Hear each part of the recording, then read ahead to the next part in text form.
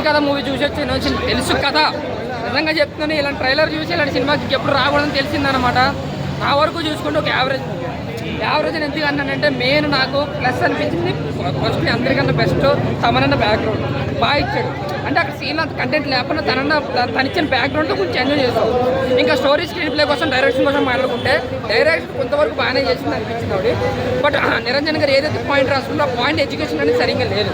అంతా రొటీన్ వేలో వెళ్ళిపోయింది. అంటే ఇద్దరి మధ్యన ఏదో గొడవ జరిగితే దాన్ని సాల్వ్ చేయండి సిద్ధి ఏదో చెప్తారు. తర్వాత ఇంకో హీరోయిన్ వచ్చి ఇంకో ఫ్లాష్ బ్యాక్ చెప్తుంది. ఇవన్నీ కూడా మనం ఎక్స్పెక్ట్ చేసే విధంగా ఉంటాయి అనమాట.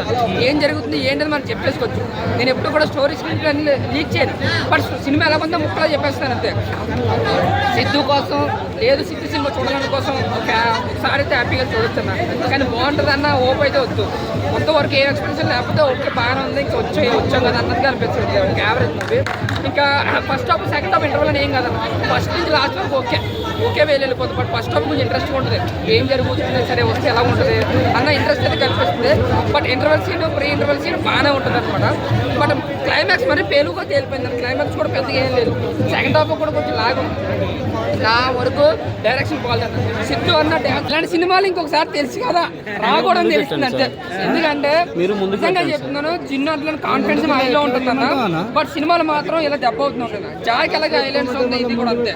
నిజంగా మన టీజర్ 1 పార్ట్ 2 ఉన్నాయి కదా. రెండు కూడా మనకి చాలా బాగుంటాయి సినిమాలు.